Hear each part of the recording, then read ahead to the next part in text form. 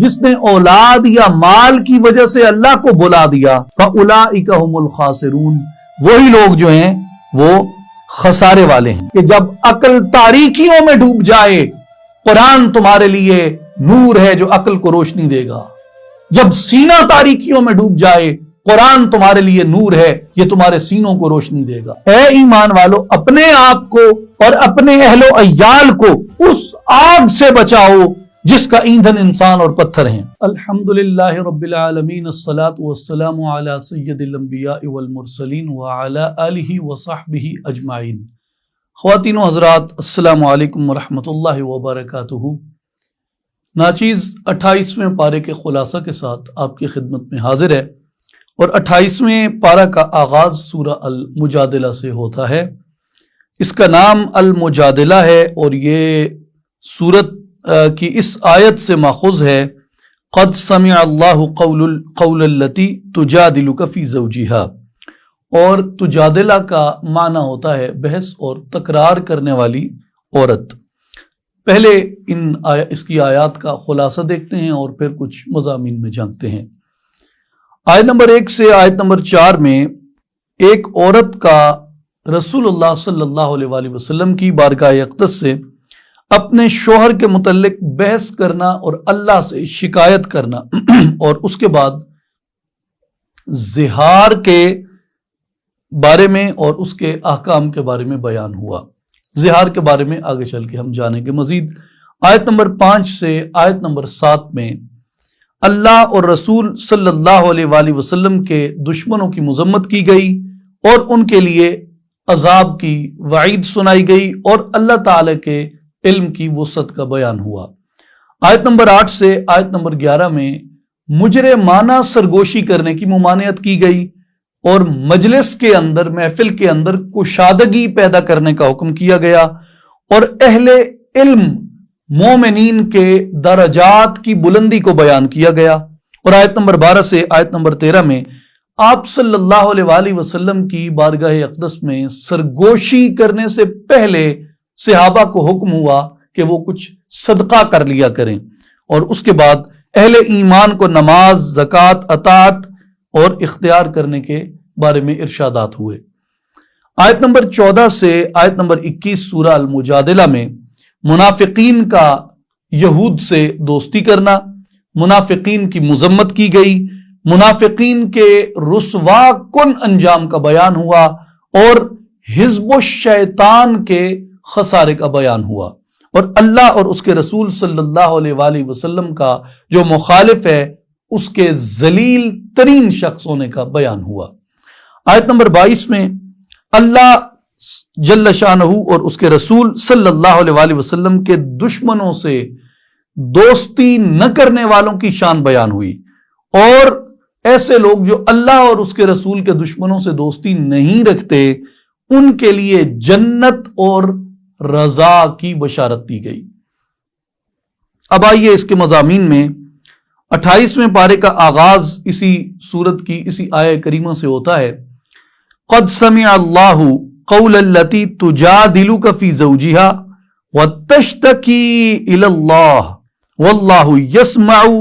تحاورکما ان اللہ سمیع بصیر۔ بے شک اللہ نے اس عورت کی بات سن لی ہے جو آپ سے اپنے شوہر کے بارے میں تکرار کر رہی تھی اور اللہ سے فریاد کر رہی تھی، اور اللہ آپ دونوں کے باہمی سوال اور جواب کو سن رہا تھا۔ بے شک اللہ تعالیٰ خوب سننے والا، خوب دیکھنے والا ہے۔ اس آیت کے شان نزول کے بارے میں مفسرین کرام فرماتے ہیں کہ یہ عورت جو رسول اللہ صلی اللہ علیہ وآلہ وسلم سے بحث کر رہی تھی، اور اللہ تبارک و تعالیٰ نے جس کی ندا سن لینے کی اس آیت کے اندر بات فرمائی ہے، یہ خولہ بنت ثعلبہ تھیں، اور یہ اوس بنت سامت کی زوجہ تھیں، اور کسی بات پر اوس بنت سامت سے ان کا جھگڑا ہوا، اور انہوں نے ان کو کہا کہ تو مجھ پر میری ماں کی پشت کی مثل ہے، اور یہ کہنے کے بعد جو ہے وہ اوس بن سامت کو بڑی ندامت ہوئی، اور جو عہد جاہلیت تھا، عہد جاہلیت کے اندر یہ کلمہ کہا جاتا تھا جب عورت کو اپنے اوپر حرام کرنا ہوتا تھا. تو انہوں نے کہا کہ میرے خیال میں تو مجھ پہ حرام ہو گئی ہے. تو خولہ جو تھیں وہ سید دو عالم صلی اللہ علیہ وآلہ وسلم کی بارگاہ اقدس میں حاضر ہوئیں اور عرض کیا کہ یا رسول اللہ صلی اللہ علیہ وسلم، میرا مال ختم ہو چکا، میرے ماں باپ گزر گئے، میری عمر زیادہ ہو گئی، اور میرے جو بچے ہیں وہ ابھی اس قابل نہیں ہیں. اگر میں ان کو باپ کے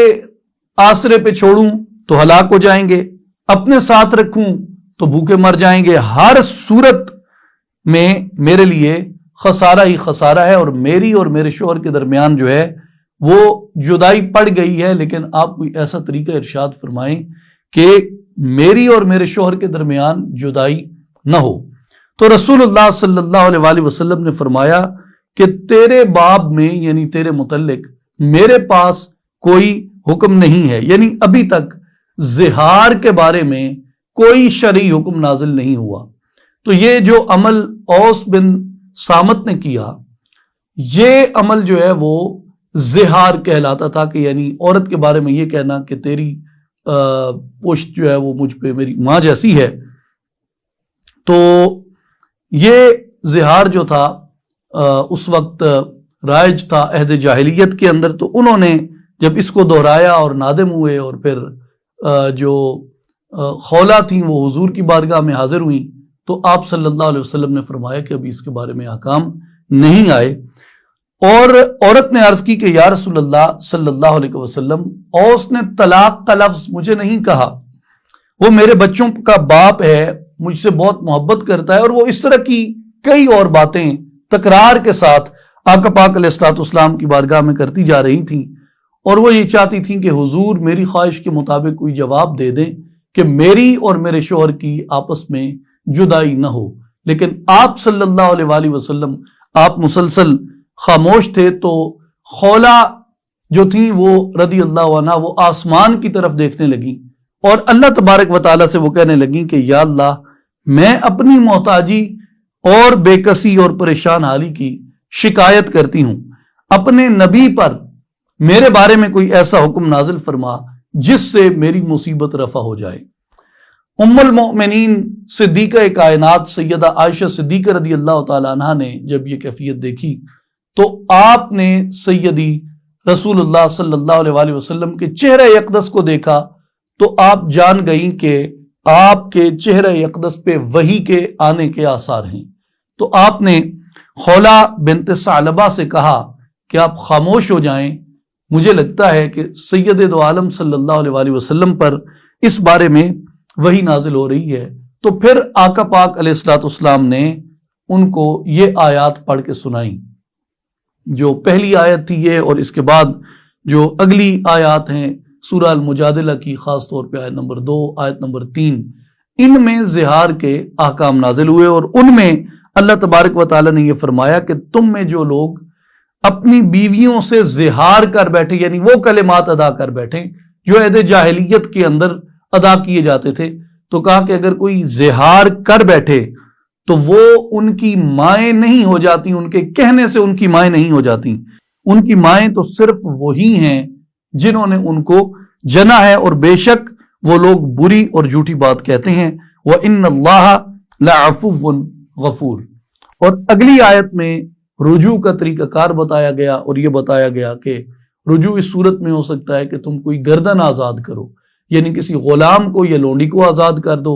یا پھر 2 ماہ کے متواتر روزے رکھو، اور یا پھر 60 مسکینوں کو کھانا کھلاؤ. تو اس سے خود بخود تمہارا رجوع جو ہے وہ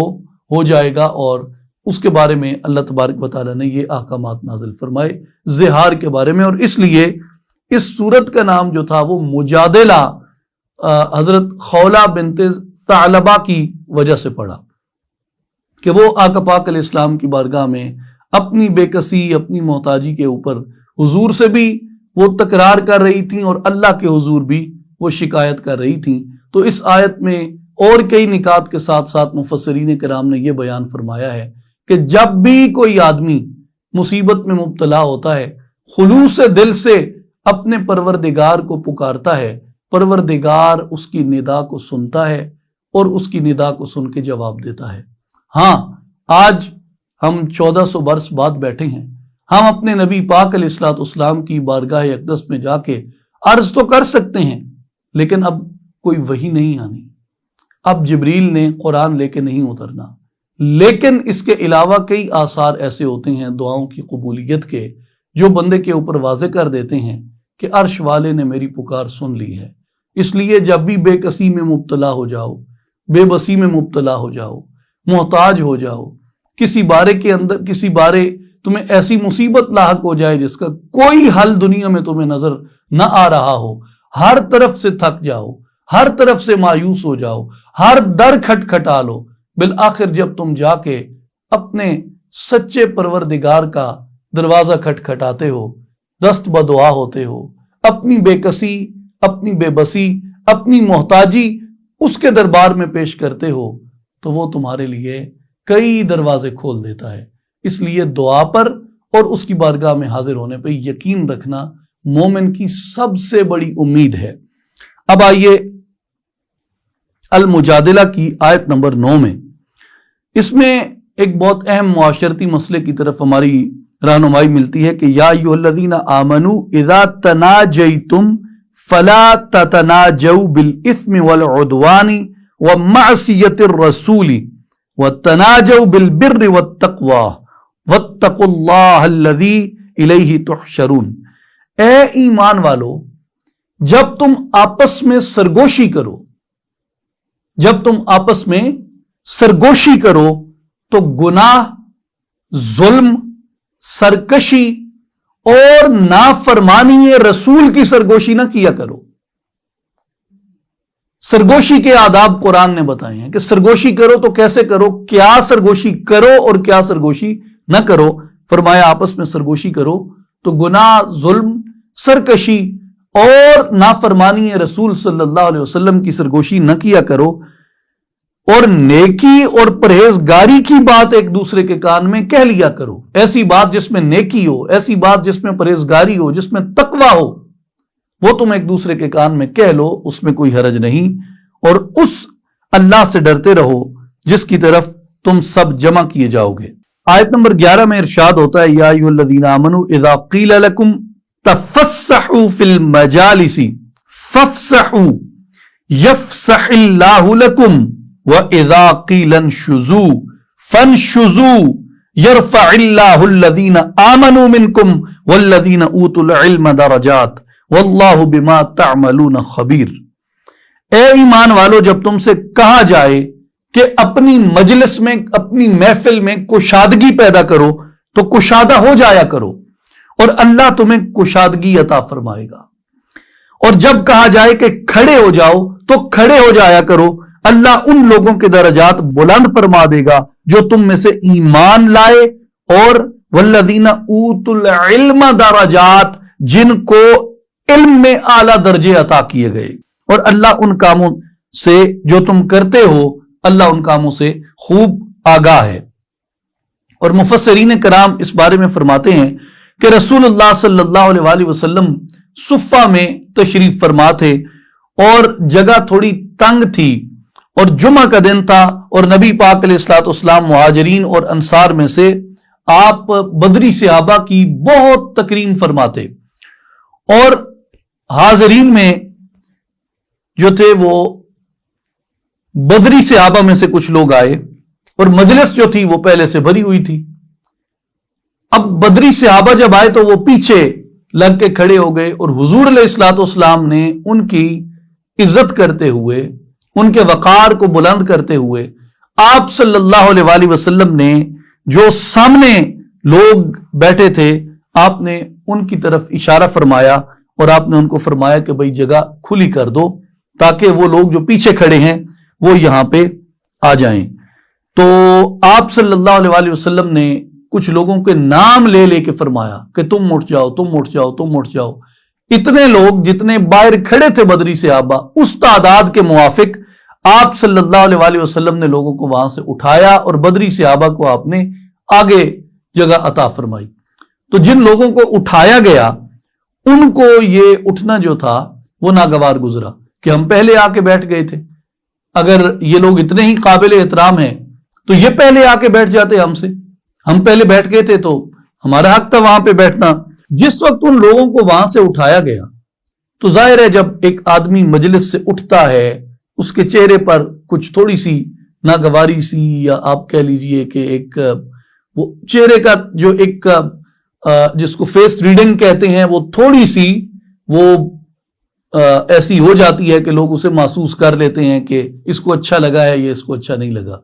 اب جن کے چہرے پہ تھوڑی سی ناگواری آ گئی یا طبیعت پہ تھوڑا سا ان کو یہ گزرا اچھا ہم نے اٹھنا ہے, کس نے آنا ہے, تو یہ بات جو تھی منافقین نے مسلمانوں کے چہروں سے جب بھانپی تو انہوں نے کہا کہ تمہارا دعویٰ تو یہ تھا کہ تمہارا پیغمبر تمہارے درمیان عدل کرتا ہے, اور عدل تو یہ تھا کہ جو لوگ پہلے آگے بیٹھے تھے وہ آگے بیٹھے رہتے, اور یہ لوگ اگر اتنے ہی معزز اور مکرم تھے کہ نبی نے ان کی تعظیم کرنی تھی تو یہ لوگ پہلے آگے آ جاتے. نبی نے ان کا ادب امت کو سکھانا تھا, ان کی تعظیم امت کو سکھانی تھی, تو یہ لوگ پہلے آگے آ جاتے. تو تمہیں رسول اللہ نے جو اٹھایا ہے یہ تمہارے ساتھ زیادتی ہوئی ہے. تو جب وہ مسلمان جو بدری صحابہ تھے وہ آگے آ گئے اور حضور علیہ الصلوۃ والسلام کے سامنے بیٹھ گئے اور وہ لوگ جو تھے اٹھ کے پیچھے چلے گئے, تو تب اللہ تبارک و تعالی نے یہ آیت جو تھی وہ نازل فرمائی کہ اے ایمان والو, جب تم سے کہا جائے کہ کشادہ ہو جاؤ تو کشادہ ہو جایا کرو. اب یہاں ایک بات بڑی کمال کی ہمیں یہ معلوم ہوتی ہے کہ حضور علیہ الصلوۃ والسلام کا ہر فعل مبارک جو ہے وہ سراپا حسن, سراپا خیر اور سراپا اخلاق ہے. اور اس آیت مبارکہ میں بھی یہ بات جو ہے وہ ثابت ہوتی ہے کہ بظاہر جو نکتہ چین دنیا دار ہوتے ہیں ان کی نظر میں کوئی بات اگر خلاف عقل یا خلاف عدل ہو بھی تو بھی اللہ تبارک و تعالیٰ کے نزدیک وہی فعل صحیح ہوتا ہے جس فعل کو رسول اللہ صلی اللہ علیہ وآلہ وسلم نے سر انجام دیا ہو. کیونکہ پہلے سے بیٹھے ہوئے لوگوں کو اٹھا کر بعد میں آنے والے لوگوں کو وہاں پہ بٹھانا بظاہر عقل کے یا عدل کے اعتبار سے, جیسا منافقین نے کہا, اس اعتبار سے تو اگر اس کو معیوب سمجھا بھی جا سکتا ہے, لیکن اللہ تبارک و تعالیٰ نے اسی کا حکم دیا جو کام رسول اللہ صلی اللہ علیہ وآلہ وسلم نے کیا تھا. اور اس سے معلوم یہ ہوا کہ کوئی بھی چیز فی نفس ہی نہ اس میں حسن ہوتا ہے اور نہ قبح ہوتا ہے, بلکہ جو کام رسول اللہ صلی اللہ علیہ وآلہ وسلم کر دیں وہ حسین ہو جاتا ہے, اور جس کام کو رسول اللہ صلی اللہ علیہ وسلم منع فرما دیں وہ قبح ہے. حسن و قبح کی جامع سی تعریف یہ ہے کہ جو فعل اور جو امر حضور اختیار کر لیں وہ حسن ہے, وہ حسین ہے, اور جس فعل سے حضور علیہ الصلوۃ والسلام منع کر دیں اور ترک فرما دیں وہ قبح ہے اور وہ قبیح ہے. اس لیے اس آیت کریمہ سے بھی یہی معلوم ہوا کہ حضور علیہ الصلوۃ والسلام جو فیصلہ فرمائیں وہی امر شریعت اور وہی امر موافق رضائے الہی ہے. اس لیے حضور علیہ الصلوۃ والسلام کے فیصلوں میں نکتہ چینی کرنا اور حضور علیہ الصلوۃ والسلام کے فیصلوں میں لیت و لال سے کام لینا اور ادھر ادھر کی ٹامک ٹوئیاں لگانا اور ادھر ادھر کے اندھیرے کے تیر چلانا یہ منافقین کا کام ہے جنہوں نے اعتراض کیا تھا اس امر کے اوپر. اب آئیے سورہ الحشر میں. اس آیت کا نام جو ہے وہ الحشر ہے اور یہ نام اس سورت کی اس آیت سے اخذ کیا گیا ہے. والذی اخرج الذین کفروا من اہل الکتاب من دیارہم لاول الحشر, یہاں سے یہ اسم پاک اس سورت کا اخذ کیا گیا. اب آئیے کچھ آیات کے خلاصے کی جانب. آیت نمبر 1 سے آیت نمبر 5 میں اللہ کی تسبیح اور اللہ تبارک و تعالیٰ کے غالب ہونے کا بیان ہے اور قبیلہ بنو نذیر کی جلاوطنی کا بیان ہے. آیت نمبر 6 سے آیت نمبر 10 میں مال فے اور اس کے مصارف کا بیان ہے, اور مال فے کا مہاجرین, انصار اور ان کے بعد دیگر آنے والے مسلمانوں کے لیے ہونا اس کا بیان ہوا. آیت نمبر 11 سے آیت نمبر 17 میں سورہ الحشر میں منافقین کی مختلف منافقانہ چالوں کا بیان ہوا اور ان کے انجام بد کا بیان ہوا. اور آیت نمبر 18 سے آیت نمبر 24 میں خدا خوف، فکر آخرت، عظمت قرآن، توحید باری تعالی، یہ چیزیں بیان ہوئیں اور شرک کی تردید بیان کی گئی اور اللہ تبارک و تعالی کے چند صفاتی ناموں کا بیان ہوا۔ آخری جو اس کی آیات ہیں، جیسے اس سے پہلے سورہ الحدید کے درس کے موقع پر بھی یہ چیز بیان ہوئی کہ جو سورہ الحشر کی آخری آیات ہیں یہ جامع بیان ہیں، کسی ایک مقام پہ جو جمع ہوئے ہیں اللہ تبارک و تعالیٰ کی صفات کی معرفت کے بارے میں۔ تو قرآن مجید کے اندر جو سورہ الحشر کی یہ آخری آیات ہیں یہ اللہ تبارک و تعالیٰ کی صفات کے بارے میں مومنین کو ایک بہت جامع معرفت عطا فرماتے ہیں، خاص طور پہ هو الذی لا الہ الا ہو عالم الغیب والشہادۃ هو الرحمن الرحیم هو اللہ الذی لا الہ الا ہو الملک القدوس السلام المؤمن المہیمن العزیز الجبار المتکبر سبحان اللہ عما یشرکون هو اللہ الخالق البارئ المصور له الاسماء الحسنى یسبح له ما فی السماوات والارض وهو العزیز الحکیم۔ اب آئیے کچھ آیات اس کی دیکھتے ہیں۔ آیت نمبر 18 میں ارشاد ہوتا ہے یا ایھا الذین آمنوا اتقوا اللہ ولتنظر نفس ما قدمت لغد واتقوا اللہ ان اللہ خبیر بما تعملون۔ اے ایمان والو تم اللہ سے ڈرتے رہو۔ اور اب بیان سننے کے لائق ہے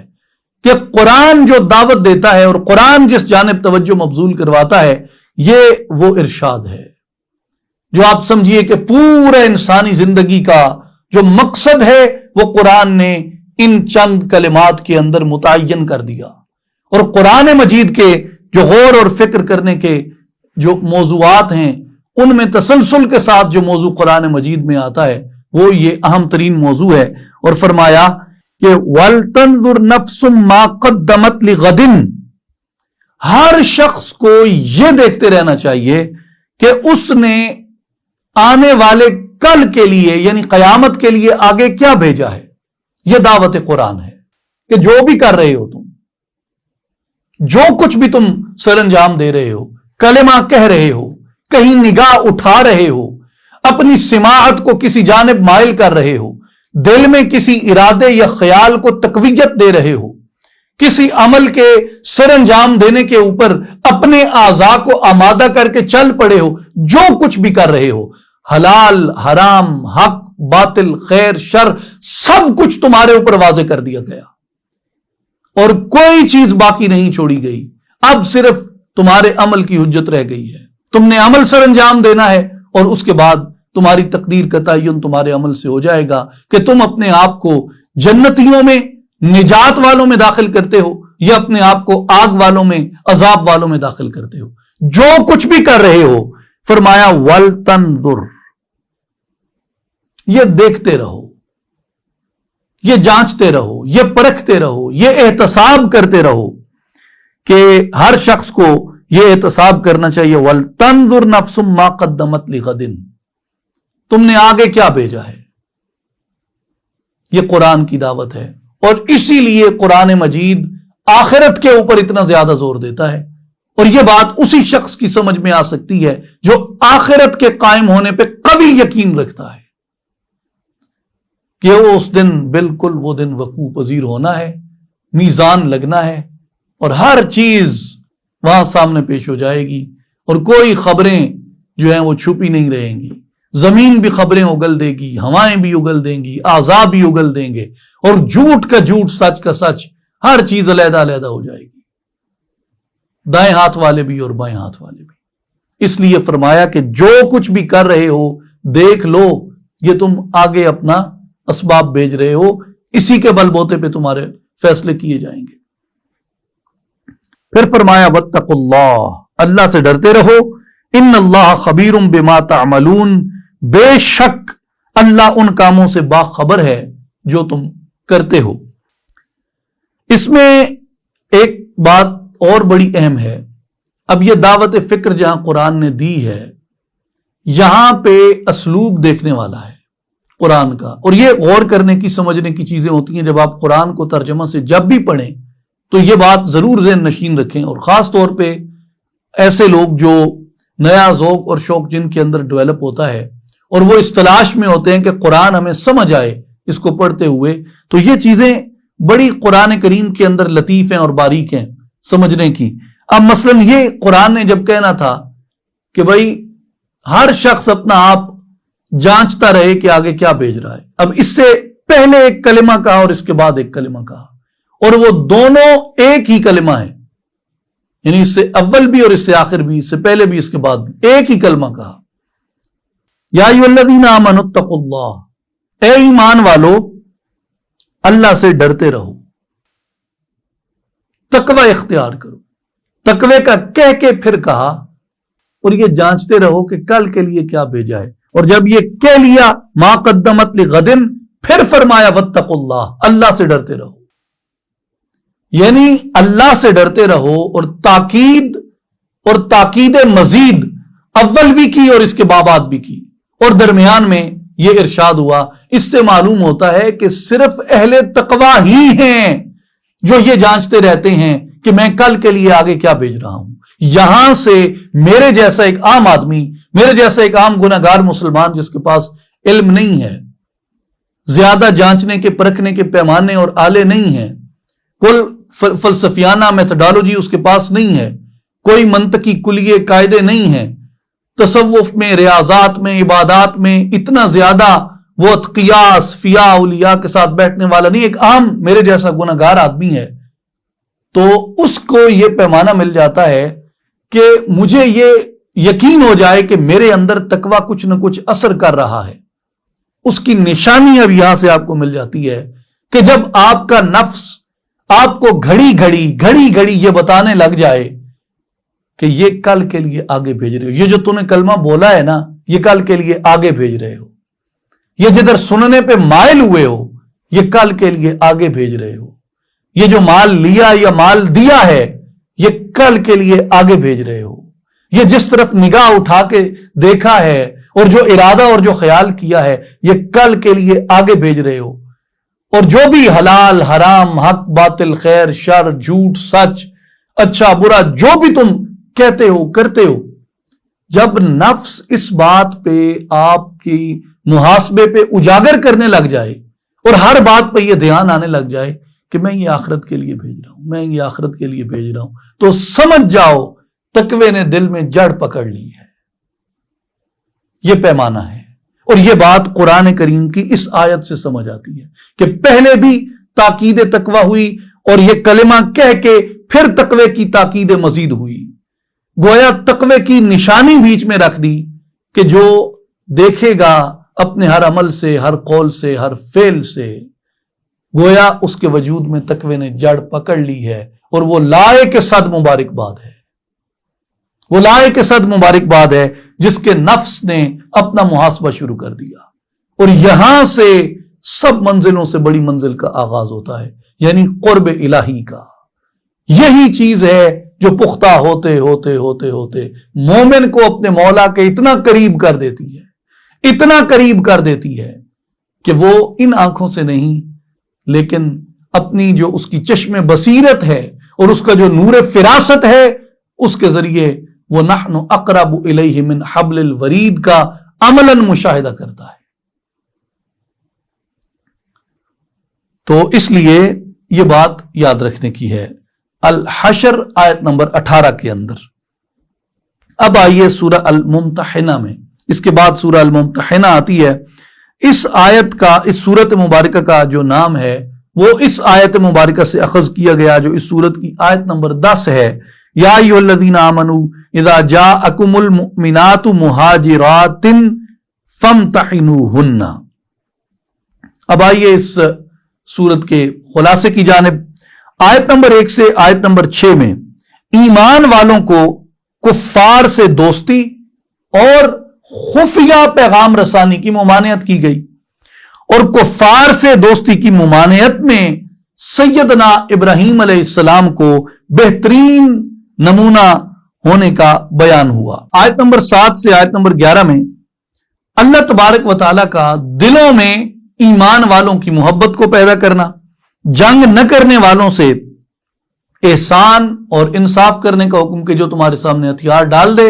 اس سے تم احسان اور انصاف کا کام لو، اور کفار سے مشروط دوستی کی اجازت ہوئی، اور کفرستان سے ہجرت کر کے آنے والی عورتوں اور ان کے شوہروں کے مسائل بیان ہوئے۔ اور آیت نمبر 12 سے آیت نمبر 13 میں آپ صلی اللہ علیہ وآلہ وسلم کا خواتین سے بعض شرائط کے اوپر بیعت لینا ہے، اور ایمان والوں کو کفار سے دوستی سے منع کیے جانے کا بیان ہے۔ اس میں آیت نمبر 12 میں بیان ہوتا ہے کہ رسول اللہ صلی اللہ علیہ وآلہ وسلم نے جو خواتین سے بیعت لی وہ کیا تھی، قرآن مجید اس کو بیان کرتا ہے۔ یا ایھا النبی اذا جاءک المؤمنات یبایعنک، اے نبی صلی اللہ علیہ وآلہ وسلم جب آپ کی خدمت میں مؤمنات یعنی مومن عورتیں آئیں بیعت کرنے کے لیے اس بات پر کہ علی اللہ یشرکن باللہ شیئا، وہ اللہ کے ساتھ شرک نہیں کریں گی، اللہ کے ساتھ کسی کو شریک نہیں ٹھہرائیں گی، ولا یسرقن، اور چوری نہیں کریں گی، ولا یزنین، اور وہ عورتیں بدکاری نہیں کریں گی، ولا یقتلن اولادہن، اور وہ عورتیں اپنی اولاد کو قتل نہیں کریں گی، ولا یأتین ببہتان یفترینہ بین ایدیہن وارجلہن، اور اپنے ہاتھوں اور اپنے پاؤں کے درمیان سے کوئی جھوٹ بہتان گھڑ کر نہیں لائیں گی۔ یعنی مراد اس کی مفسرین نے یہ بیان کی ہے کہ وہ اپنے خاوند کو دھوکہ دیتے ہوئے کسی غیر کے بچے کو اپنے پیٹ سے جنا ہوا نہیں بتائیں گی۔ اور پھر فرمایا وَلَا يَعْصِينَكَ فِي مَعْرُوفٍ، اور کسی بھی امر شریعت میں آپ صلی اللہ علیہ وآلہ وسلم کی نافرمانی نہیں کریں گی۔ فَبَايِعْهُنَّ وَاسْتَغْفِرْ لَهُنَّ اللَّهُ إِنَّ اللَّهَ غَفُورٌ رَحِيمٌ۔ تو اے حبیب صلی اللہ علیہ وآلہ وسلم جب یہ عورتیں آپ سے ان باتوں کے اوپر بیعت کر لیں کہ وہ شرک نہیں کریں گی، وہ چوری نہیں کریں گی، وہ زنا نہیں کریں گی، وہ اولاد کو قتل نہیں کریں گی، وہ جھوٹ اور بہتان تراش کر نہیں لائیں گی، اور نیکی کے کاموں میں آپ کی شریعت کی مخالفت نہیں کریں گی، تو اے حبیب اے پیارے آپ ان عورتوں سے بیعت لے لیا کریں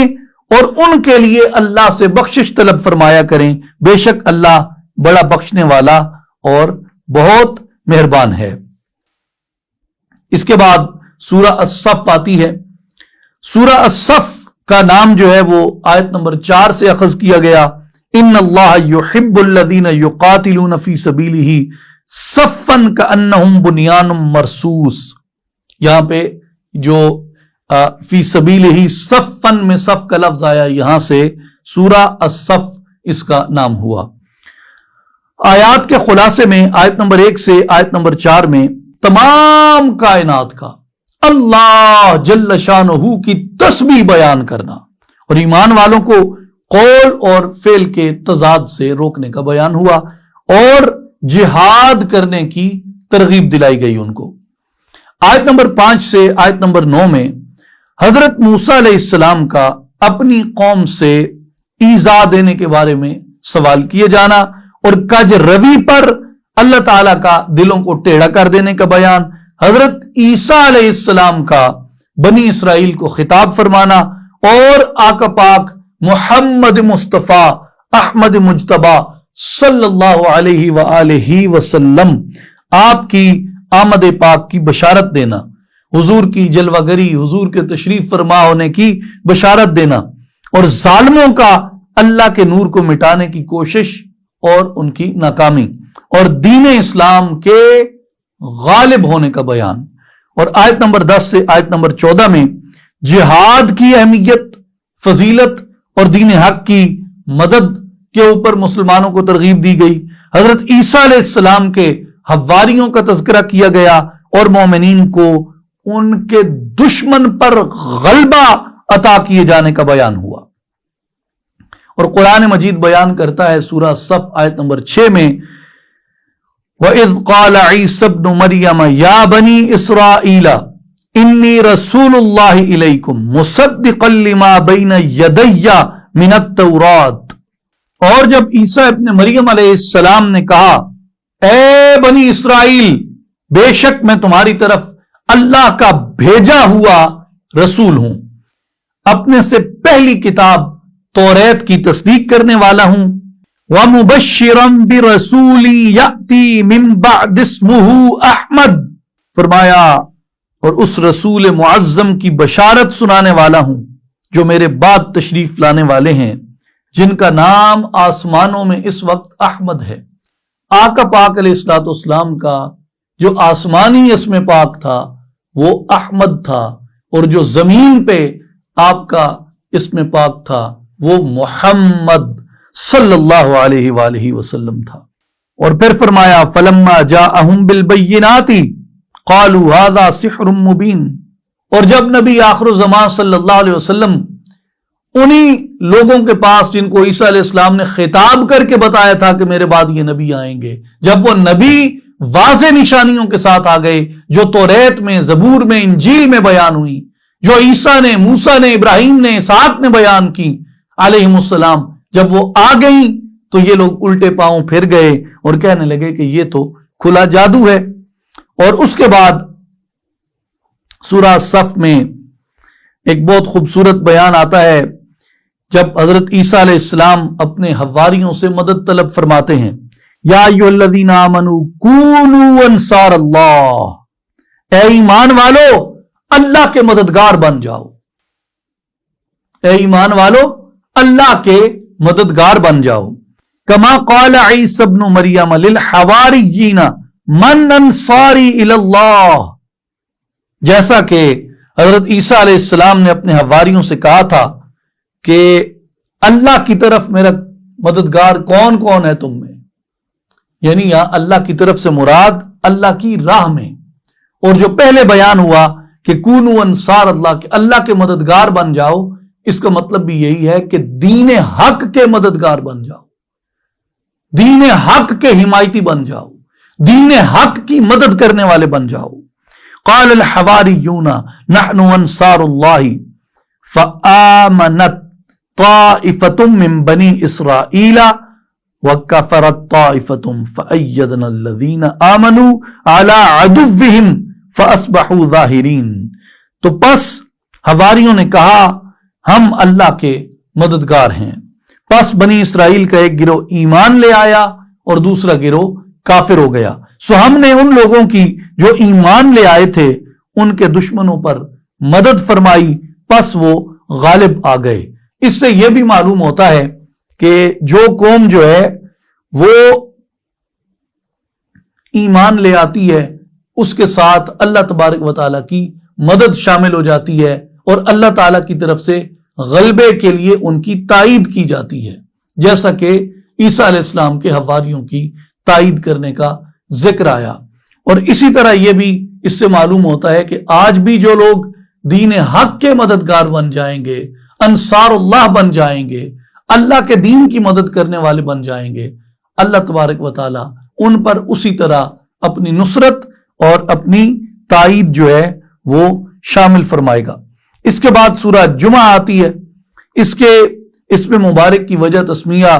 یہ بیان کی گئی کہ اس آیت میں جمعہ کا ذکر ہے، آیت نمبر 9 میں یا ایھا الذین آمنوا اذا نودی للصلاۃ من یوم الجمعۃ۔ اب آئیے اس سورہ مبارکہ کی آیات کے خلاصے کی جانب۔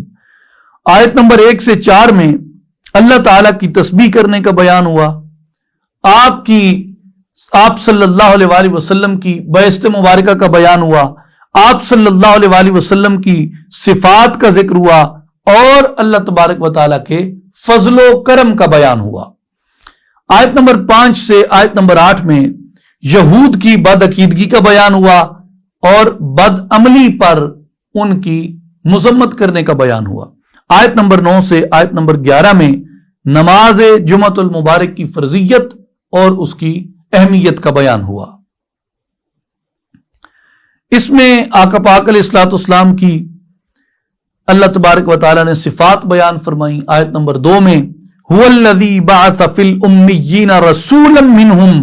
یتلو علیہم آیاتہ ویزکیہم ویعلمہم الکتاب والحکمت وان کانوا من قبل لفی ضلال مبین. وہی ہے جس نے ان ان پڑھ لوگوں میں انہی میں سے ایک باعظمت رسول صلی اللہ علیہ وسلم کو بھیجا. وہ ان پر اس کی آیتیں پڑھ کر سناتے ہیں اور ان کے ظاہر کو اور ان کے باطن کو پاک فرما دیتے ہیں اور انہیں کتاب کی اور حکمت کی تعلیم عطا فرماتے ہیں. بے شک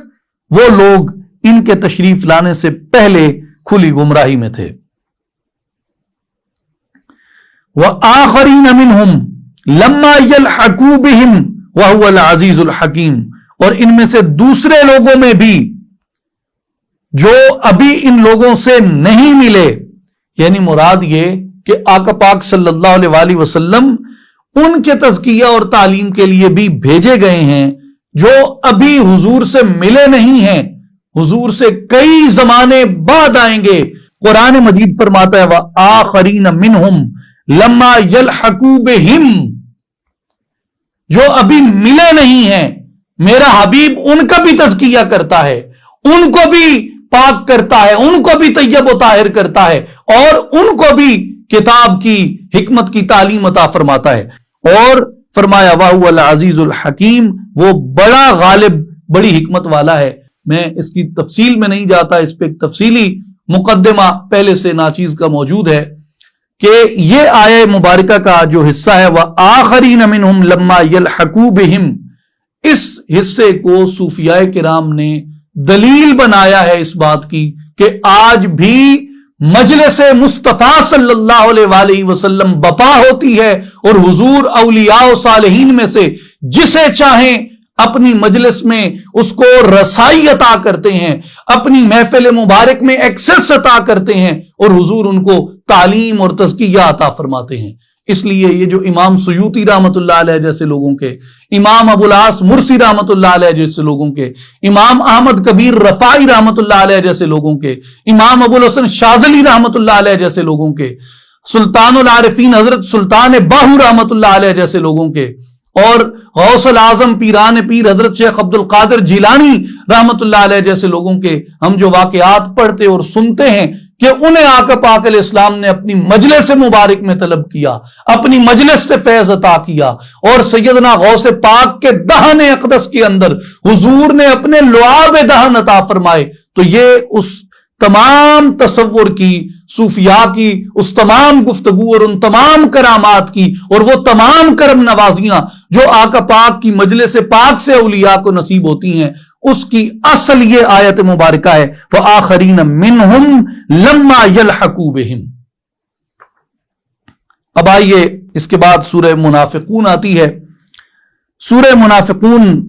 کا جو نام ہے وہ اس کی پہلی آیت سے ہی اخذ کیا گیا اذا جاءک المنافقون. اور آئیے اب اس کی آیات کے خلاصے کی جانب. آیت نمبر 1 سے آیت نمبر 4 میں منافقین کا آپ صلی اللہ علیہ وآلہ وسلم کی رسالت کی بظاہر گواہی دینا اور اللہ تبارک و تعالیٰ کی ان منافقین کے کذب کے اوپر گواہی دینا، ان کے جھوٹے ہونے پہ اللہ کی گواہی دینا، اور منافقوں کی منافقانہ چالوں اور ان کی دشمنی کا بیان ہے. آیت نمبر 5 سے آیت نمبر 8 میں عبداللہ بن ابی کا توبہ سے انکار اور اس کا آپ صلی اللہ علیہ وآلہ وسلم کی شان اقدس میں گستاخی کرنا، منافقوں کا لوگوں کو اللہ کی راہ میں مال خرچ کرنے سے منع کرنا، اور عزت کا اللہ جل شانہ،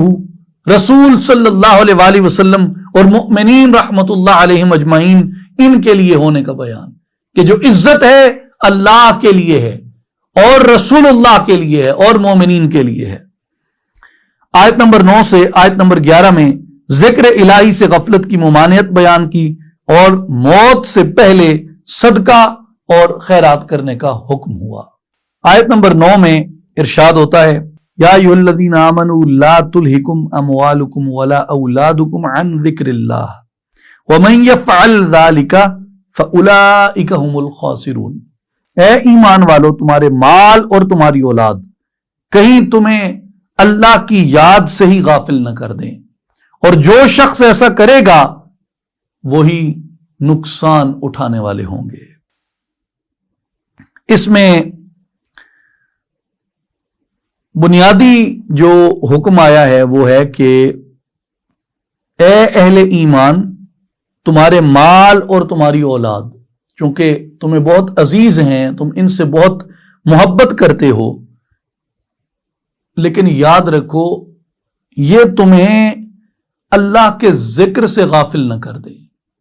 اللہ کی یاد سے غافل نہ کر دیں۔ وَمَن يَفْعَلْ ذَلِكَ، جس نے اولاد یا مال کی وجہ سے اللہ کو بلا دیا، فَأُولَئِكَ هُمُ الْخَاسِرُونَ، وہی لوگ جو ہیں وہ خسارے والے ہیں۔ اس لیے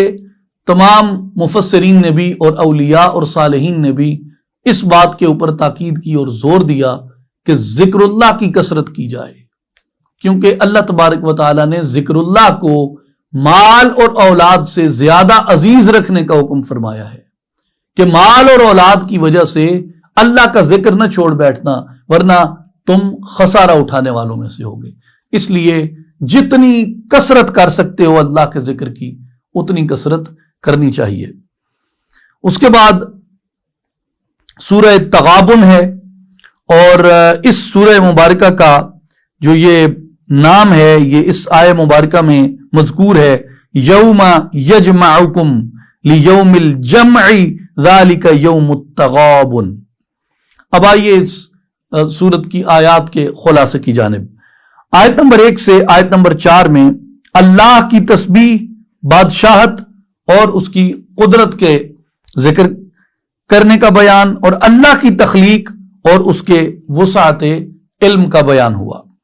آیت نمبر 5 سے آیت نمبر 10 میں کفار مکہ کو تنبیہ کے ساتھ ساتھ ایمان کی دعوت بھی دی گئی، اور حشر بپا کرنے کی حکمتیں بیان کی گئیں، اور مومنین کے لیے جنت کی بشارت دی گئی، اور کافروں کے لیے جہنم کے عذاب کی وعید سنائی گئی۔ آیت نمبر 11 سے آیت نمبر 18 میں مصیبت پر مومن کی مدد اور اطاعت اور توکل کرنے کا حکم ہوا، اور بیوی بچوں کی دشمنی سے ہوشیار رہنے کا حکم ہوا، اولاد کی آزمائش میں پورا اترنے کا حکم ہوا، خوف اور اطاعت اختیار کرنے کا حکم ہوا، راہ خدا میں خرچ کرنے کا حکم ہوا، اور قرض حسنہ دینے کی ترغیب بیان ہوئی۔ آئیے اس کی ایک آیت کے اندر غور و فکر کرتے ہیں۔ فَآمِنُوا بِاللَّهِ وَرَسُولِهِ وَالنُّورِ الَّذِي أَنزَلْنَا وَاللَّهُ بِمَا تَعْمَلُونَ خَبِيرٌ،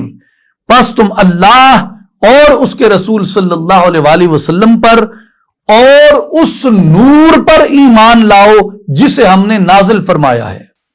اور اللہ ان کاموں سے خوب آگاہ ہے جو تم کرتے ہو۔ اب اس آیت میں یہ فرمایا کہ اللہ پر ایمان لاؤ، رسول اللہ صلی اللہ علیہ وآلہ وسلم پر ایمان لاؤ، اور اس نور پر ایمان لاؤ جو حضور علیہ الصلوۃ والسلام کے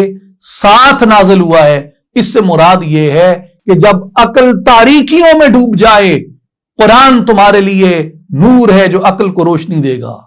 جب سینہ تاریکیوں میں ڈوب جائے، قرآن تمہارے لیے نور ہے، یہ تمہارے سینوں کو روشنی دے گا۔ اور جب تمہارے خیالات تاریکیوں میں ڈوب جائیں تو قرآن میں غوطہ زن ہو جاؤ، اس لیے کہ یہ نور ہے، یہ تمہیں ان تاریکیوں سے نکال لے جائے گا۔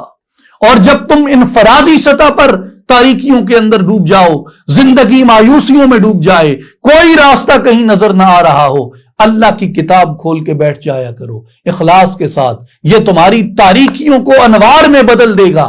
اور جب پوری قوم ہلاکت میں مبتلا ہو جائے، ظلمت کا شکار ہو جائے، تاریکیوں میں ڈوب جائے، اور جب پوری قوم کی اجتماعی حالت یہ ہو جائے تو پھر فرمایا کہ اس قرآن کی طرف آ جاؤ، اس میں نور ہے، اور یہ قرآن خود نور ہے، یہ تمہاری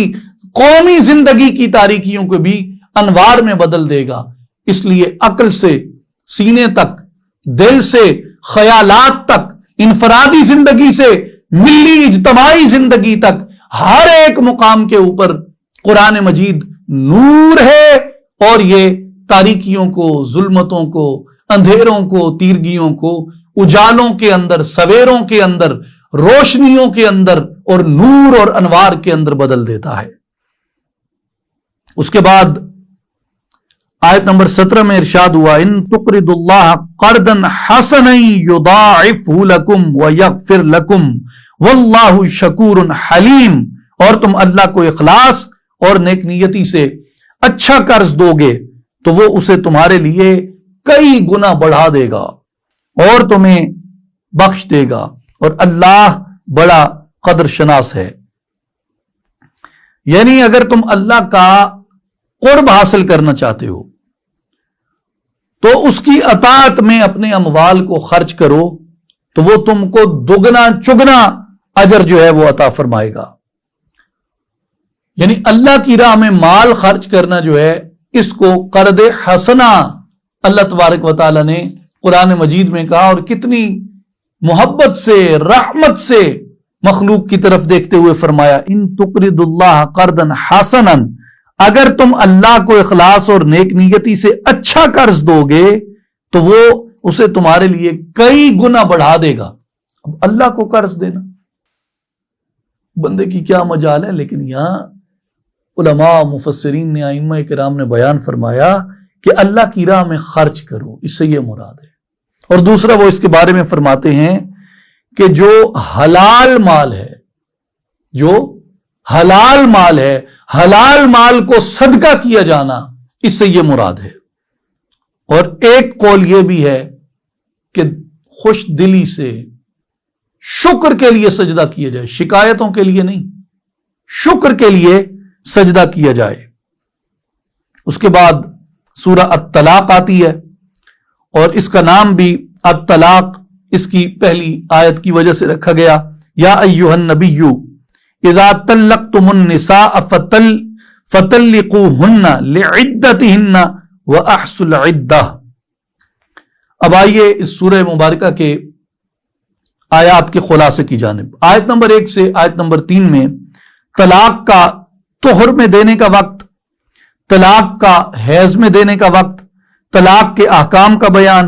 اللہ کے بے حساب رزق عطا کرنے کا بیان، اللہ پر توکل اختیار کرنے کا بیان، اور ہر چیز کی تقدیر کا بیان ہوا۔ آیت نمبر 4 سے آیت نمبر 7 میں جو غیر حائضہ اور حاملہ خواتین ہیں ان کی عدت کا بیان، اور مطلقہ عورتوں کے مسکن اور ان کے نان اور نفقہ کا اس میں ذکر آیا، اور رضاعت کے مسائل بیان ہوئے۔ آیت نمبر 8 سے آیت نمبر 12 میں کفار کا برا انجام بیان ہوا، نیک مسلمانوں کا نیک انجام بیان ہوا، اور اللہ تعالی کی قدرت اور تخلیق کا بیان ہوا۔ اس میں ایک آیت مبارکہ ہے سورہ طلاق کی آیت نمبر 8، وَكَأَيٍّ مِّن قَرْيَةٍ عَتَتْ عَنْ أَمْرِ رَبِّهَا وَرُسُلِهِ فَحَاسَبْنَاهَا حِسَابًا شَدِيدًا وَعَذَّبْنَاهَا عَذَابًا نُكْرًا۔ اور کتنی ہی بستیاں ایسی تھیں جن کے رہنے والوں نے اپنے رب کے حکم اور اس کے رسولوں سے سرکشی اور سرتابی کی تو ہم نے ان کا سخت حساب کی صورت میں محاسبہ کیا اور انہیں ایسے عذاب میں مبتلا کیا جو نہ دیکھا نہ سنا گیا۔ یعنی عجیب عذاب قوموں کے اوپر آئے۔ اس ایک آیت مبارکہ میں کئی معانی اور مفاہیم مفسرین نے بیان کیے۔ ان میں ایک بات جو سب سے پہلی ذہن میں رکھنی چاہیے وہ یہ ہے کہ جو کچھ بھی ان کے ساتھ ہوا وہ ان کے اپنے اعمال کی وجہ سے ہوا، وہ ان کے اپنے اعمال تھے جن کی وجہ سے ان کے اوپر یہ گرفت کی گئی۔ تو اس سے آیت سے ہمیں یہ آئینہ پکڑنا چاہیے کہ آج ہمارے ساتھ جو کچھ ہو رہا ہے بطور ایک قوم کے، بطور ایک مسلمان امت کے، جو ہماری ذلت ہے، جو رسوائی ہے، یہ الطلاق کی آیت نمبر 8 ہمیں اور آپ کو یہ بتاتی ہے کہ جو ہمارے اوپر یہ عذاب کی مختلف حالتیں ہیں یہ ہمارے اپنے کیے کا صلہ ہے۔ جو کچھ ہم نے کیا وہی کچھ ہم پا رہے ہیں۔ دوسری بات یہ کہ انبیاء سے جس نے سرکشی اور سرتابی کی تو وہ عذاب کا مستحق ٹھہرا۔ آقا پاک صلی اللہ علیہ وآلہ وسلم آپ کی نبوت جو ہے اس کے ساتھ نبوت کے سلسلے کا اختتام ہو گیا اور حضور علیہ الصلوۃ والسلام کو کل عالمین کی طرف آپ نبی بن کر مبعوث ہوئے۔ اب جو کوئی بھی حضور کو جھٹلاتا ہے، حضور کے پیغام کو جھٹلاتا ہے، حضور کی شریعت کو جھٹلاتا ہے یا کما حق کو اس کے اوپر عمل پیرا نہیں ہوتا، تو وہ اس زمرے کے اندر آتا ہے کہ وہ انبیاء کی صحیح پیروی کرنے والا اور صحیح اطاعت کرنے والا نہیں ہے۔ اللہ تبارک و تعالی ہم سب کو اپنی صحیح اطاعت اور اپنے انبیاء کی صحیح اطاعت کرنے کی توفیق عطا فرمائے۔ سورہ التحریم ہے، اس کا نام التحریم، اس کی آیت نمبر 1 سے اخذ کیا گیا، یا ایھا النبی لما تحرم ما احل اللہ لک۔ اس کی آیات کا خلاصہ یہ ہے کہ آیت نمبر 1 سے آیت نمبر 3 میں آپ کو شہد نہ کھانے کی قسم کا کفارہ ادا کرنے کا حکم ہوا، بعض ازواج کو تنبیہ کرنے کا بیان ہوا، اور جبریل امین، صالح مومنین اور ملائکہ کے مددگار ہونے کا بیان ہوا۔ آیت نمبر 4 سے آیت نمبر 8 میں مسلمانوں کو اپنے اہل و عیال سمیت اپنے آپ کو دوزخ سے بچانے کا بیان ہوا، مسلمانوں کے توبہ کرنے اور اس کے فوائد کا بیان ہوا، اور ایمان والوں کے لیے نور کا بیان ہوا۔ اور آیت نمبر 9 سے آیت نمبر 12 میں آپ صلی اللہ علیہ وآلہ وسلم کو کفار اور منافقین سے جہاد کرنے کا حکم ہوا، اور کفار کے لیے حضرت نوح علیہ السلام اور حضرت لوط علیہ السلام کی عورت کی مثال بیان فرمائی، اور ایمان والوں کے لیے فرعون کی بیوی حضرت آسیہ اور حضرت مریم سلام اللہ علیہ جو ام عیسیٰ ہیں ان کی مثال بیان فرمائی۔ اب آیت نمبر 6 بیان کرتی ہے سورہ تحریم کی، یا ایھا الذین آمنوا قوا انفسکم واہلیکم نارا وقودها الناس والحجارۃ علیہا ملائکۃ غلاظ شداد لا یعصون اللہ ما امرہم ویفعلون ما یؤمرون۔ اے ایمان والو، اپنے آپ کو اور اپنے اہل و عیال کو اس آگ سے بچاؤ جس کا ایندھن انسان اور پتھر ہیں، جس پر سخت مزاج طاقتور فرشتے مقرر ہیں، جو کسی بھی امر میں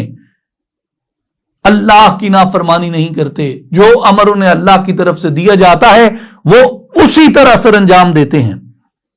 اس میں بنیادی بات جو ہے وہ علامہ ابن کثیر رحمۃ اللہ علیہ نے یہ فرمائی ہے، وہ یہ کہتے ہیں کہ اس سے یہ معلوم ہوا کہ اولاد کی اور اہل و عیال کی ذمہ داری تمہارے اوپر ہے۔ وہ جو برائی کرتے ہیں